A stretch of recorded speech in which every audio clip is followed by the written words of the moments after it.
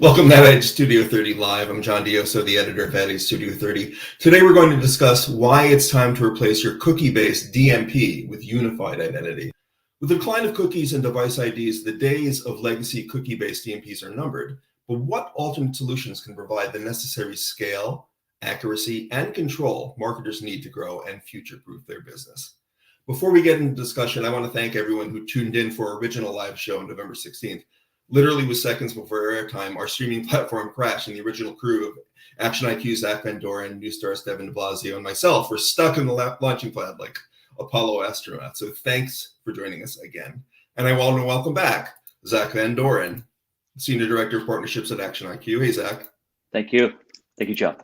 And welcome our new crew member, Brett House, the Vice President, Product Marketing and Demand Generation Marketing Solutions at Neustar. Hope our extra few weeks of training in the same will result in an even more flawless mission, guys. Happy to be here. All right, great to have you. We're on, so we're already ahead of the game. So, and also, before we get started, a reminder to our viewers, please let us know where you're watching us from. We'll give you a shout out later. All right, first question. As we said in the intro, everybody keeps. I don't know. I feel like I've been talking about this for 2 years straight, like every single day. But as you said in the intro, cookies are going away. And if cookies are going away, then so are cookie-based DMPs. So in a sense, one could say that the heavyweights like Salesforce and Adobe have closed up shop regarding that stuff. What are marketers supposed to do now? Zach, why don't you start with that? And then Brett, you can weigh in. Yeah, John. Yeah. So, when you say could, it's already happening. They already are actively deprecating their DMPs, and they're actively mining those customers insofar as migrating them to their versions of the CDP. And I believe you first have to ask, what is a DMP and how does it relate to a DMP? And, we always look at a DMP as enabling person-based advertising at the top funnel, right? It's really there for serving growth and market, breadth and reach, right? Whereas the CDP has traditionally been in that kind of post-lead, post-conversion, retention marketing use case arena, right? So the idea here is to deconstruct and take the building blocks of the DMP and look at the CDP insofar as replicating and designing a solution that meets those kind of top funnel acquisition marketing use cases through across audiencing and prospecting and retargeting and lookalike modeling, right? Yeah. And I would add to that, it's really around, from a brand marketer and agency perspective, it's around data sustainability, data accuracy, and then cross-channel ubiquity. For kind of three big themes that I think about all the time when I'm thinking about the DMP and the CDP landscape.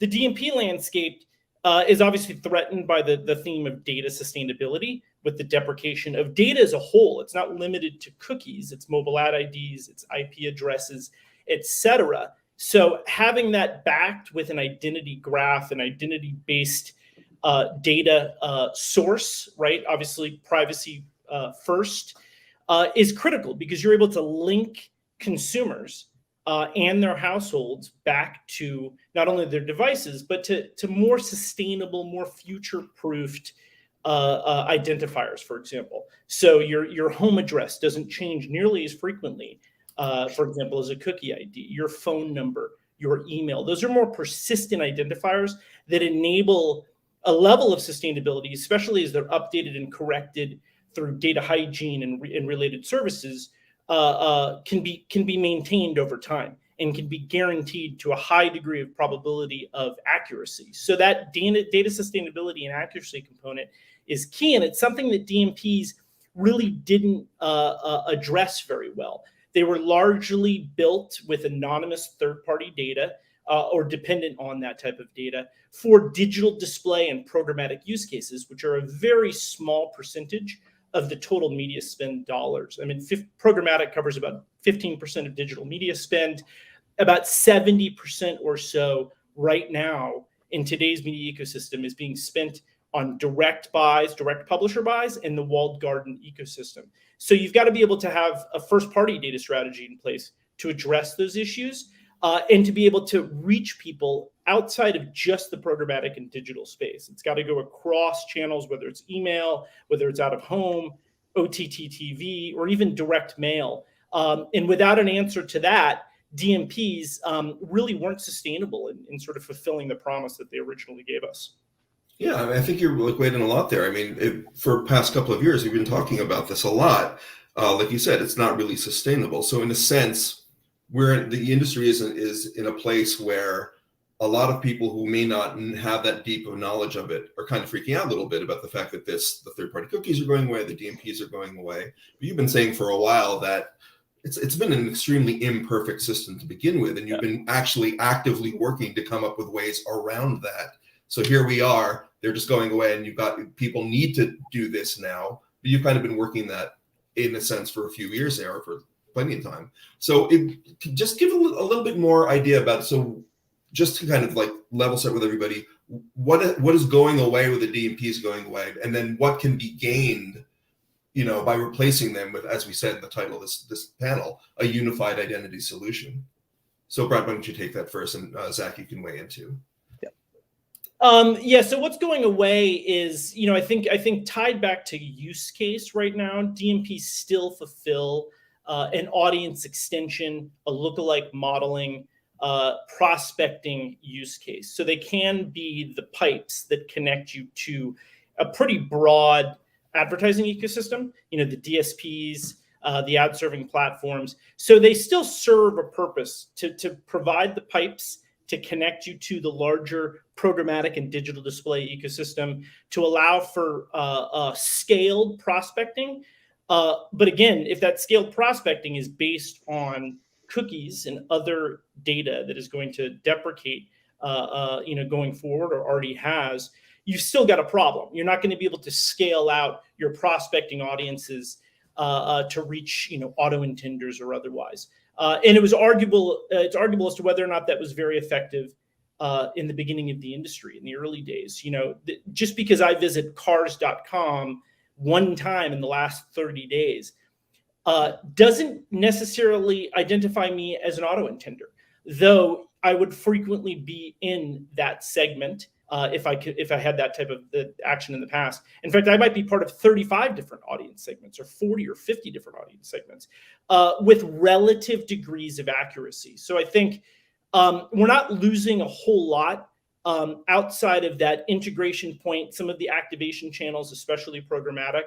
And as you look at this slide, to dive into this, what a CDP plus an identity backbone, an identity graph and data set does for you is it allows you, not only what a CDP does really good is sort of integrates, ingests, normalizes, organizes all of that data, first party specific, but it handles non-structured data as well. So it's got a much larger sort of data repository and detailed data organization than a DMP traditionally had, right? Because it allows for many more data types, right? The identity layer, which is the unified identity layer mentioned on this slide, really allows for you to verify, correct, deduplicate, and clean all of that data on a very frequent basis, near real time. So that data record, my household address, if I move tomorrow, or if I switch email addresses, needs to be updated and corrected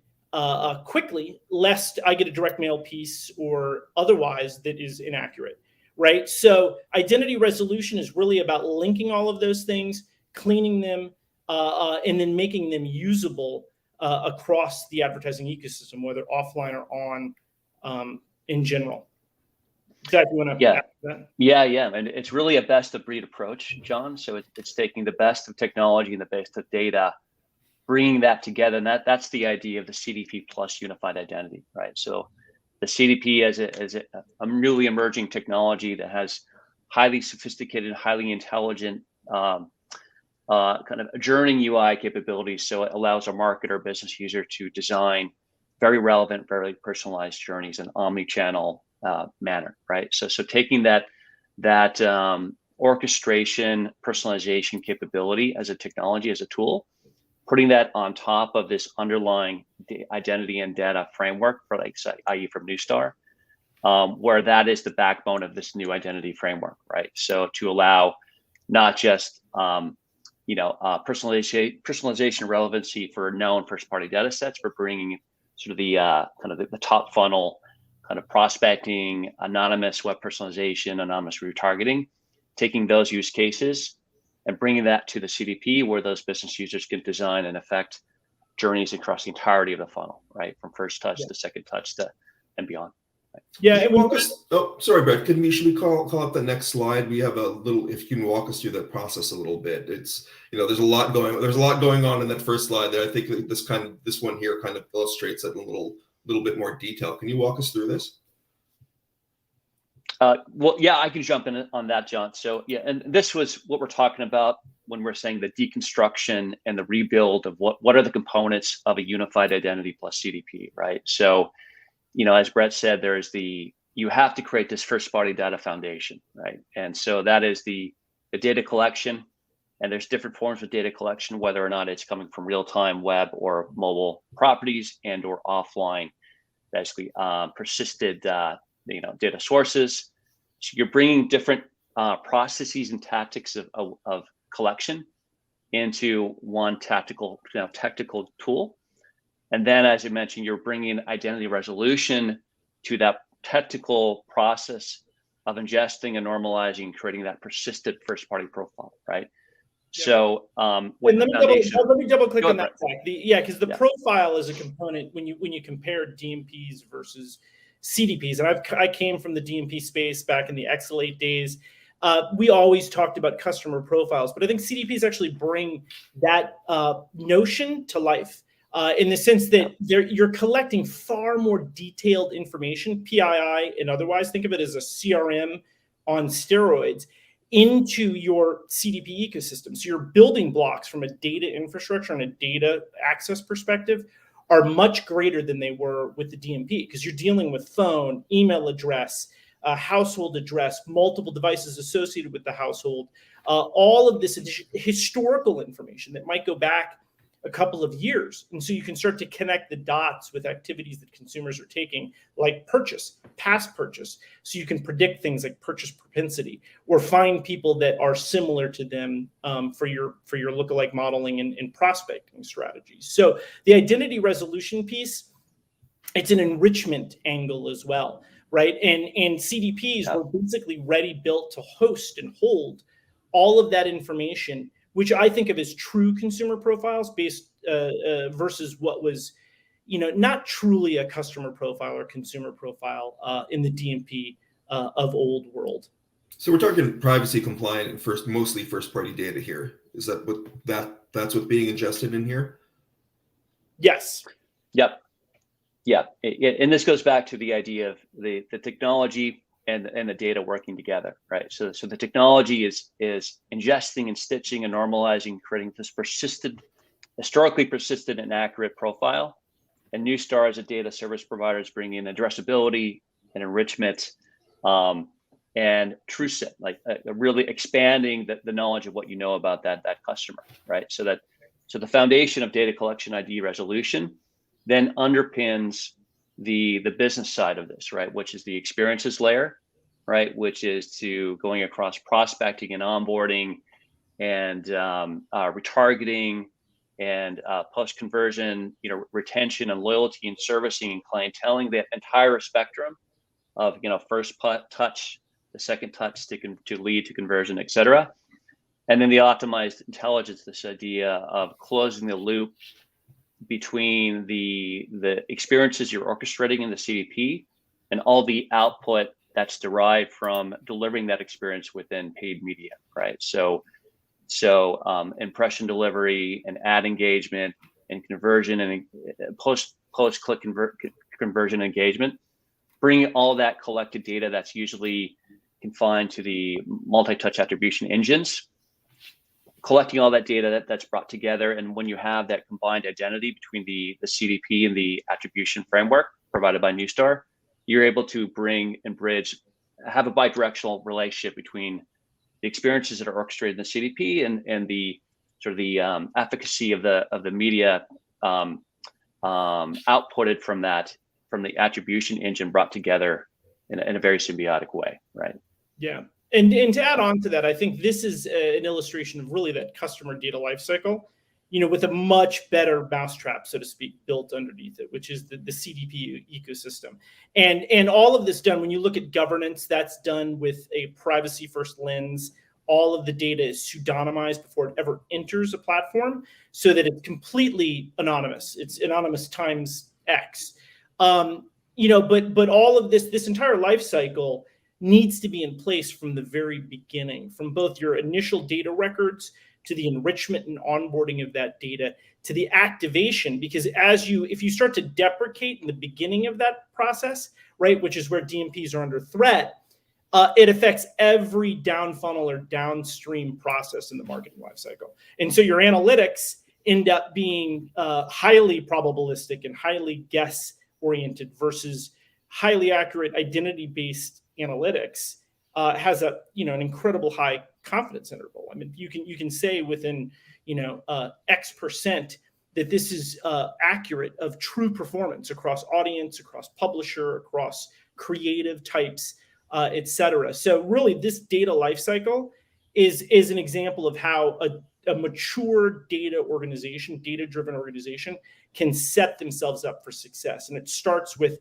really the fuel at the very beginning, to use an old trope, that data needs to be clean. It needs to be constantly monitored and enriched, and then it needs to be applied in a way that is trustworthy to consumers. Hey, if you're just joining us, this is Ad Studio 30 Live. I'm John Dioso, the editor of Ad Studio 30, and Brett House, the Vice President of Product Marketing and Demand Generation Marketing Solutions at Neustar, and Zach Van Doren, Senior Director of Partnerships at Action IQ, are here to discuss why it's time to replace your cookie-based DMP with unified identity.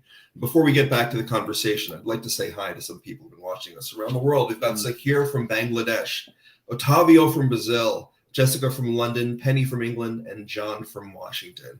So there's your worldwide audience, international guys. Audience there. That's right. You don't mess around with that age. This is who we bring to the table. Okay, so we've been going really deep into CDPs and the difference between CDPs and DMPs. Again, to repeat what I think Zach said before, CDPs are primarily focused on customer retention, while DMPs are focused on acquisition. So how can marketers bridge this gap with a single solution to optimize both retention and acquisition? Brett, you want to go first? Yeah, I think, Zach and I were talking about this before the show. I think that's the beauty of this combination. And it's really combining or connecting the known and unknown audiences, the authenticated and the unauthenticated. When you have a CDP set up, think of it again as like a CRM on steroids. It's got your customer data records. But if you want to expand beyond that audience to find people that have a high propensity to buy, have certain matching attributes tied to whatever type of customer you want to target, right? Whether it's a heavy buyer, a light buyer, a medium buyer, you want to promote some advocacy campaign to get people to promote a product or a service, right? The more you know about the consumer, the better, right? So again, it starts at the beginning of that customer data or consumer data lifecycle. The more you enrich that information with your own first-party data, the more attributes that you assign the people and the households associated with your first-party data as a brand, the more likely you are going to be able to accurately predict who will commit a certain action, right? Who will engage with content, who will visit an offline store, who will open up a direct mail piece or an email. And that's what the combination of unified identity with a CDP like an Action IQ does for you, is it brings both the acquisition use cases and the prospecting use cases together because of that foundational data and identity graph behind it all. Yeah, it's about use case. Yeah, John. So it's really breaking down and looking at those specific use cases across the entirety of the customer journey, right? So you have, to Brett's point, you have prospecting and acquisition, retargeting, and next best action. All these acquisition use cases wherein the customer is sort of in that anonymized kind of pre-lead, pre-conversion funnel. You're bringing those use cases together, in a combined, very holistic, comprehensive solution framework, right? Where again, the CDP is that journey orchestration layer right? So that's the interface between the data and the business user, and you have a Neustar, which is providing that the addressability, the enrichment, and the ID resolution on kind of as that backbone, that data backbone to enable that. And to double click on that, journey orchestration is something that all of us have heard that have been in the space for a long time, marketing, advertising industry. It's often touted, it's rarely accomplished, and it's difficult. And you need to have a significant record of historical information. Again, what DMPs traditionally did not carry due to expiration by law of the cookie data that they were harvesting and collecting. So having that historical record allows you to more effectively manage the journey, right? You know where someone is, how they've engaged with you, whether they've talked to a customer service representative, for example, right? And to be able to connect those dots effectively is very hard to do. But I think this, kind of CDP 2.0, this type of approach makes that extremely feasible. We have just a few minutes left. I think we have time for a couple more questions. The first one I want to get to is, I mentioned before, if you've been paying attention, the cookies are going away. And it's still such an incredibly resonant subject. It's one of the top stories in Ad Age today, actually, about the cookieless future. But Zach, before Google announced it was going to delay deprecation of third-party cookies for 2 years, to allow the industry to catch up and come up with alternate solutions, there was an impending sense of, if not doom, then at least anxiety. Yeah. Right? Is there a false sense of security now? And how far behind is the industry actually in taking action to move on from cookies and cookie-based DMPs, as we've been discussing all show? Yeah, I don't think it's a false sense of security. I think there is a breathing room that has occurred, right? And I think also, John, it partly depends on where you are in that market. Right. So it's very different, say, if you're a publisher versus a brand versus an ad tech vendor versus a MarTech vendor, right? So we are a MarTech vendor serving brands, right? So we look at a brand as our customer. We look at their relative degree of risk that relates to this deprecation, which is less effective advertising, more expensive advertising. It's becoming more expensive to acquire a new customer. That's the underlying risk associated with the cookie, right? And indeed, at the beginning of the year, just prior to Google making the announcement to give 2 more years of breathing room, I mean, there was a rush of solutioning, there was a rush of inquiry, and it's provided us really a great opportunity to partner with Neustar to create this solution framework to address this risk, right, for brands. And I think, so there is a breathing room, and we are seeing a collective revisit of this as we get into next year. And so we look forward to, next year and beyond, insofar as really honing and tightening and bringing this to market. Great. And the time we have, I'm sorry, Brett, I just want to say the time we have left, I just want to set it up, and Brett, please take us home, and Zach, weigh in where you see fit. Can you just give, what are the action items or next steps for marketers who haven't begun that move away from cookies and cookie-based DMPs? Well, yeah, let me just riff off of and we'll go into some of these next steps. But, I think brands, especially the folks that we service more often than not to mention agencies, we have to realize that data deprecation as a whole is a threat. It's not limited to the cookie, and they need to think about this holistically within their organizations. So you can't just, have a person that's going to handle the cookie problem, right? That's not enough. And it's a data problem. It's not it's a data problem. It's a data strategy problem. And then it becomes, a customer experience problem. It becomes a marketing analytics. So you can't prove your ROI because your data strategy is broken from the beginning. So really, for organizations, from a next step perspective, to form a steering committee with key stakeholders across data science, across operations and technology, across marketing, obviously, and privacy is really required in order for you to truly understand the maturity of your first-party data strategy. Do you have a first-party data strategy? And how do you correct for either gaps in data and information that you have around consumers, things like privacy and consent? Are you fully protected from data deprecation in general? So we recommend doing things like, we have a data impact assessment, a data health assessment that we provide our clients as a framework to see how mature they are in terms of their data and analytics strategies and where they need to fill in the gaps from either a people or capabilities or even a data perspective, but also an impact assessment in terms of the data deprecation that we're seeing. Where are you most and least prepared? So we have a solution called the Fabric Impact Assessment that allows you to look at, hey, where are your gaps in terms of and your risks associated with data that will be deprecated in the next couple of years? And is this going to affect your ability to reach consumers, to effectively target them, to provide good experiences for them through their customer journey, and then to analyze the results? And if not, we can help. And that's what we do from a strategy consulting perspective and a product and solution perspective, is we help to get our clients through those challenges and understand where they are currently today. So that's really ties into the two points of auditing your sustainability and your preparedness, right? Is really get your house in order internally, build a team of key stakeholders across functions, right? It's not okay to have a team that just is dedicated to a guy that's looking into the cookie, right? And then I think Zach can add a little bit in terms of when you are looking at CDPs, how do you determine the selection criteria and whether or not the current CDP is living up to the hype? Yeah, if you're looking at a CDP to solve for some of these acquisition marketing use cases and the risk associated with that, it's going back to those building blocks, John. So it's looking at data collection, looking at identity resolution.